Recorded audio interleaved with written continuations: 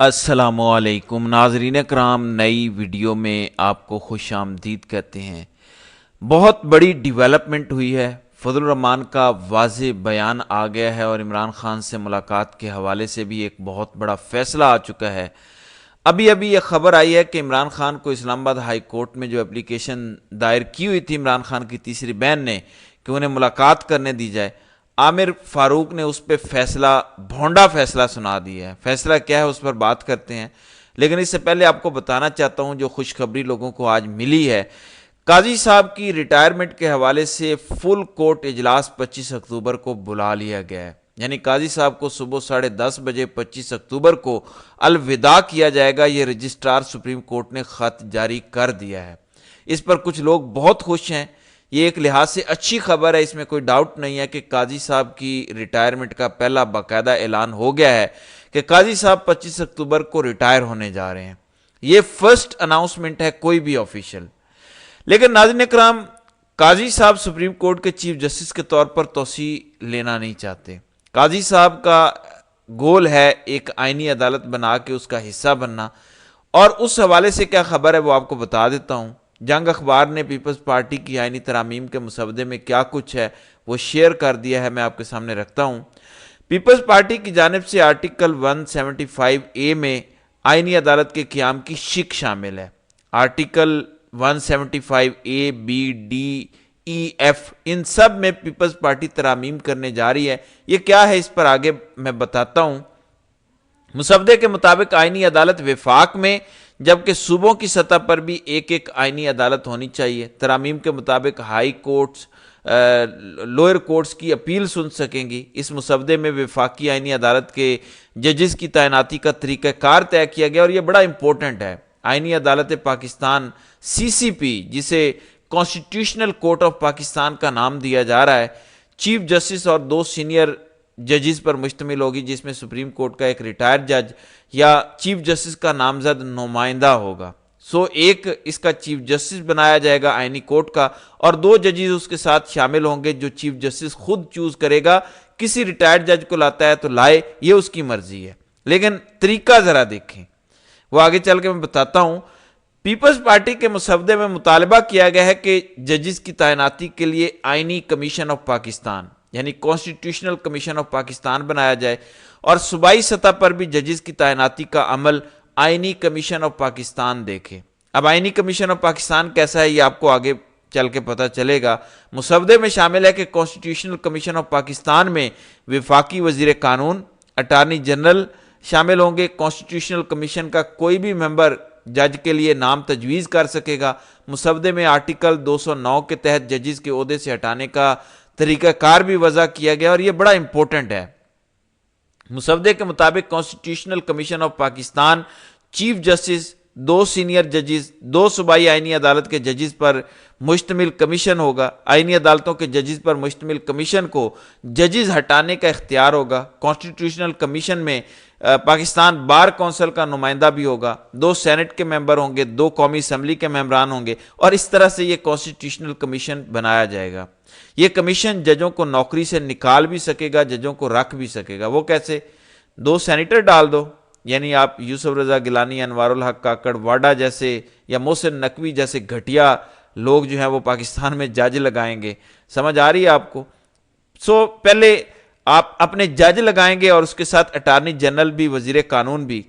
یہ بنایا کیسے جا رہا ہے؟ اب اس میں آپ نے نمبرز دیکھنے ہیں کیونکہ باقی چیزیں اس سے ریلیٹڈ ہیں۔ اس میں شامل کیے جا رہے ہیں 2 سینئر ججز، 2 صوبائی آئینی عدالت کے ججز، یعنی 4 ججز ہوں گے، پھر وفاقی وزیر قانون، اٹارنی جنرل، 2 MNA اور 2 سینیٹرز، یعنی 6 بندے جو ہیں وہ ادھر سے، اور 4 ججز۔ اور فیصلے کون کرے گا؟ یعنی حکومت سارے فیصلے کرے گی۔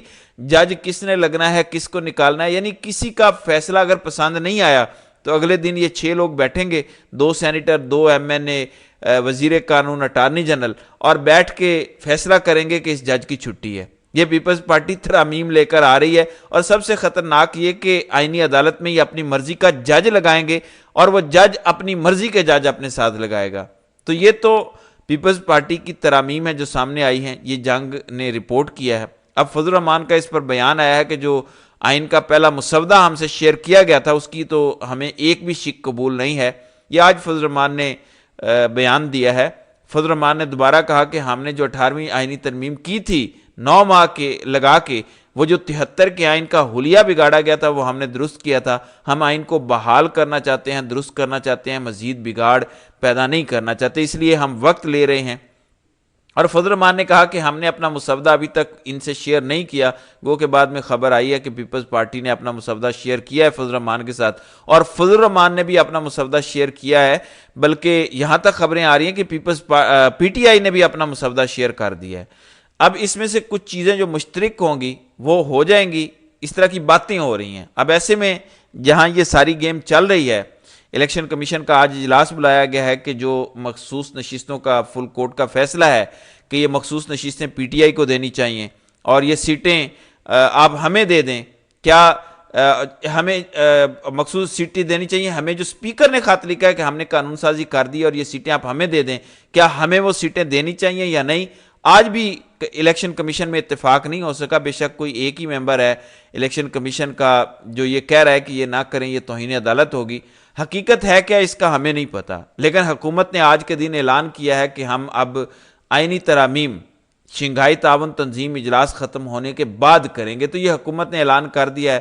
اب اگلے 2 دنوں میں آئینی ترامیم تو پیش نہیں ہوں گی۔ الیکشن کمیشن کا اگلا اجلاس 17 اکتوبر کو بلا لیا گیا ہے اور کہا جا رہا ہے کہ 17 اکتوبر کو ہی الیکشن کمیشن یہ مخصوص نشستیں اٹھا کے حکومتی جماعتوں کو دے دے گا، اور اس کے ساتھ یہ اگلے دن آئینی ترامیم کر لی جائیں گی۔ 18 تاریخ کو سینٹ اور قومی اسمبلی کا اجلاس ہوگا، ترمیم ہوگی، آصف زرداری بیٹھا ہوگا ایوان صدر میں اور فوراً ترمیم پہ وہ دستخط کرے گا اور اس طرح وہ آئین کا حصہ بن جائے گا، اور جب بن جائے گا تو اس کے بعد کوئی سپریم کورٹ کا جج کچھ نہیں کر سکے گا، حیثیت ختم ہو جائے گی، سوائے مستعفی ہونے کے غیرت مند ججوں کے پاس کوئی آپشن باقی نہیں رہے گی۔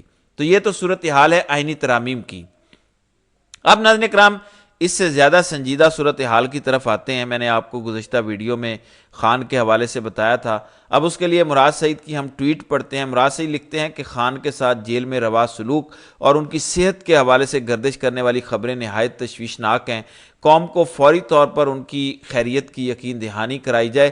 میرا یہ ماننا ہے کہ تحریک نظم کے بغیر کامیاب نہیں ہوتی اور اسی لیے ہمیشہ خود کو پارٹی ڈسپلن کا پابند رکھتا ہوں، مگر اس وقت معاملہ میرے اور میری قوم کے لیڈر کی زندگی کا ہے۔ اگر فوری طور پہ خان صاحب سے ان کی بہن ڈاکٹر اور پارٹی قیادت کی ملاقات نہیں کرائی جاتی تو میں اپنی قوم، I S F, youth wing, labour wing, منتخب اراکین اسمبلی، ٹکٹ ہولڈرز، بلدیاتی نمائندوں اور یو سی وی سی تک کے کارکنان کو کہنا چاہتا ہوں کہ تیاری کر لیں، ہم نے ڈی چوک کی کال دینی ہے اور اس عزم کے ساتھ شرکت کرنی ہے کہ اب عمران خان کو لے کر ہی واپسی ہوگی۔ اڈیالہ جیل جا کر ہم کسی کو ہمارے احتجاج کی آڑ میں اپنے منصوبوں کو عملی جامہ پہنانے کا موقع نہیں فراہم کریں گے، اس میں عمران خان کی زندگی کو خطرہ ہو سکتا ہے۔ یعنی مراد سعید نے کہا کہ ہم اڈیالہ جیل جانے کی کال نہیں دیں گے، ڈی چوک جانے کی کال دیں گے، ورنہ اڈیالہ جیل کی کال دی، آگے انہوں نے بندے ہٹا دیے، یہ پہنچ بھی جاتے ہیں، وہ اپنے لوگوں کے ذریعے خان کو خدا نہ خواستہ وہاں قتل کرا دیتے ہیں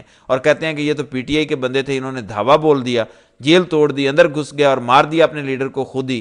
تو مراد سعید اس طرف توجہ دلا رہے ہیں، تو کال ڈی چوک کی ہوگی، اڈیالہ جیل کی نہیں۔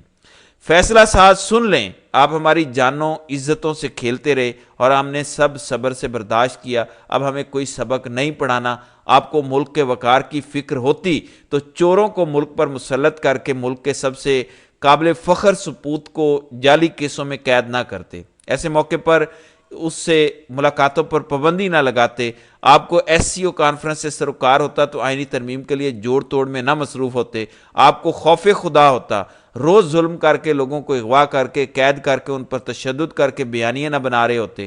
جو کیا آپ نے کیا، ہم نے پرامن رہتے ہوئے صرف اپنا حق مانگا، صرف انصاف کی بات کی۔ ظلم سے اگر ہم مورد الزام ہیں تو یوں ہی صحیح، آپ نے رستے کھودنے میں کنٹینر لگانے ہیں، 100 بسم اللہ، ہم پیدل مارچ کریں گے، رکاوٹوں سے عوامی سیلاب نہیں رکتے۔ یہ بات آپ کو اب تک معلوم ہو چکی ہوگی، اور جن کے اختیار میں روکنا تھا ان کو آپ نے اپنے بیانیوں سے متنازع بنا دیا۔ اب جو نکلیں گے انہیں روکنا پھر ہمارے بس میں بھی نہیں ہوگا۔ فوری طور پر عمران خان کی خیریت کی خبر یا ڈی چوک پر آپ سے سامنا ہوگا۔ مراد سعید نے تو فائنل کال دے دی ہے۔ پھر خالد خورشید لکھتے ہیں کہ اگر عمران خان کی فیملی اور وکلاء ٹیم کو ملنے کی اجازت نہیں ملی تو ہم باقی جگہوں پر احتجاج چھوڑ کر ڈی چوک میں دوبارہ احتجاج شروع کر دیں گے۔ خان کی پوری فیملی کو گرفتار کیا، ان کے سارے لیڈرز اور ورکرز کو گرفتار یا مفرور ہونے پر مجبور کیا، ان کا مینڈیٹ چوری کیا، پارٹی نشان چھینا، ان کی حکومتیں گرائی اور ایک ایسی پارلیمان اور حکومت بنائی جو اسٹیبلشمنٹ کی نامزد شدہ ہے۔ عوام کو اس کی قیادت سے محروم رکھا گیا۔ ورکرز 15 اکتوبر کو ڈی چوک کی تیاری کریں، تو تاریخ بھی جو ہے وہ بتا دی گئی ہے۔ تو اب اس پر اسٹیبلشمنٹ کا بھی جواب آ چکا ہے۔ عامر فاروق جو اسلام آباد ہائی کورٹ کا چیف جسٹس ہے، اس نے کہا ہے کہ جو موجودہ صورتحال ہے اس میں پابندی ختم ہونے کے بعد میں یہ آرڈر دیتا ہوں کہ خان کی بہن سے ان کی ملاقات کرائی جائے، یعنی 17-18 تک پابندی اب چلتی رہے گی، یعنی کسی کو پتہ نہیں چلے گا کہ خان کس حال میں ہے۔ اگلا پورا ہفتہ کسی کو پتہ نہیں چلے گا کہ خان کے ساتھ کیا سلوک کیا جا رہا ہے جیل میں، خان کی صحت ٹھیک ہے یا نہیں، کس قسم کی تکالیف دی جا رہی ہیں، یہ کسی کو پتہ نہیں ہے۔ تو یہ اس وقت تک کی صورتحال ہے۔ بہرحال دیکھتے ہیں کہ آئندہ آنے والے دنوں میں مزید کیا ہوتا ہے۔ تو ناظرین کرام، آپ کی اس ویڈیو کے حوالے سے کیا رائے ہے؟ آپ اپنی رائے کا اظہار کامنٹ سیکشن میں ضرور کیجیے گا۔